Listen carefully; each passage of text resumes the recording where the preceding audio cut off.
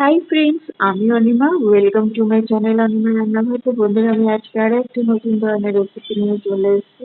এটা বানাও একদম ঝটপট আর খেতে কিন্তু দারুণ লাগে। আলু পটল দিয়ে রুই মাছের ঝোল। এর জন্য আমি সর্ষের তেল দিয়ে দিলাম। তো রেসিপিটা কিন্তু আমি সর্ষের তেল দিয়ে বানাবো। প্রথমে মাছগুলোকে আমি লাল লাল করে ভেজে নেবো। এটা হলো রুই মাছ। রুই মাছগুলো আমি ধুয়ে নুন হলুদ মাখিয়ে রেখে দিয়েছিলাম।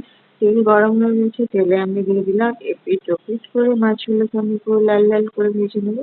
দেখুন, এক পিঠ ভাজা হয়ে গেছে, এবার আমি পাল্টি করে দিলাম। এপিঠটাও পুরো লাল লাল করে ভেজে নেবো। আমি আলু লম্বা লম্বা করে কেটে রেখে দিয়েছি আর পটল লম্বা লম্বা করে কেটে রেখে দিয়েছি।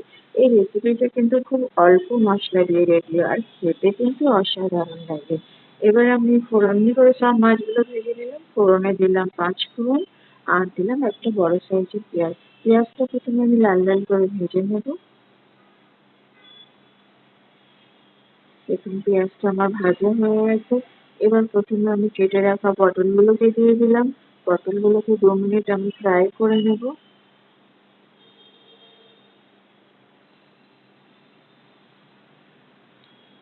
দেখুন, পটলগুলোকে আমি নাড়াচাড়া করে দিলাম। এবার আমি আলুগুলোকে দিয়ে দিলাম। তো আলু পটল এগুলো একসাথে সব আমি ভালো করে ফ্রাই করে নেব।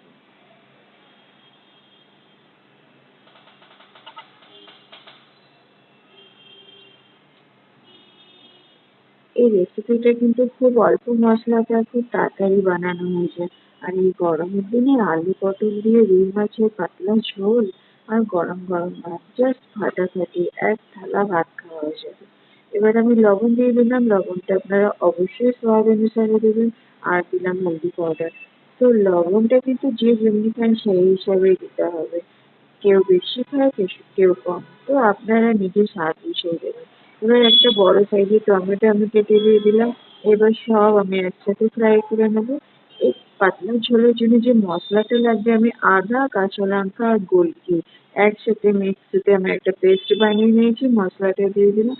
আর দিলাম অল্প একটু জিরা গুঁড়ো, অল্প একটু ধনে গুঁড়ো আর দিলাম অল্প একটু লঙ্কা গুঁড়ো।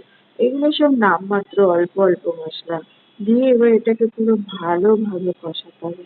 যত সময় না মশলাটা কষানো হচ্ছে তত সময় এটাকে পুরো নাড়তে থাকতে হবে মাঝে মাঝে। মশলাটা যখন পুরো ভালোভাবে কষানো হয়ে যাবে, তারপরেই আমি এর মধ্যে জলটা দেবো। দেখুন, আমার এটা পুরো ভালোভাবে কষানো হয়ে গেছে। এবার আমি পরিমাণ মতো জল দিয়ে দিলাম। তো গ্রেভি আপনার যতটা দরকার সেই হিসেবেই দেবেন। এটা কিন্তু পাতলা ঝোল খেতেই বেশি ভালো লাগে। তো এবার আমি ভেজে রাখা মাছগুলোকে দিয়ে দিলাম। এটা হচ্ছে আমার রুই মাছ। রুই মাছ, আলু, পটল দিয়ে পাতলা ঝোল। এখন গরমের সিজনে কিন্তু নতুন নতুন পটল উঠেছে। এইভাবে পাতলা ঝোল কিন্তু খেতে মন্দ লাগে না, ভালোই লাগে খেতে। 5 থেকে 7 মিনিট পরে আমি ঢাকনা খুলে দেখবো। দেখুন, আলু পটল দিয়ে রুই মাছের পাতলা ঝোল আমার রেডি। আলুগুলোও দেখুন আমার সব সিদ্ধ হয়ে গেছে। তো বন্ধুরা, আমি যে প্রসেসে বানালাম আপনারাও কিন্তু অবশ্যই একবার বানিয়ে খেয়ে দেখবেন। গ্যারান্টি দিয়ে বলছি, এইভাবে আলু পটল আর রুই মাছের ঝোল দিয়ে আপনারা এক থালা ভাত খেয়ে নেবেন। তো আমার রেসিপিটা পুরোপুরি ভাবে রেডি। এবার আমি পরিবেশন করবো। দেখুন, আমি প্লেটে উঠে দেখাচ্ছি। আলু পটলের ঝোলের রেসিপি আমার পুরো রেডি। রেসিপি যদি ভালো লাগে তাহলে লাইক কমেন্ট অবশ্যই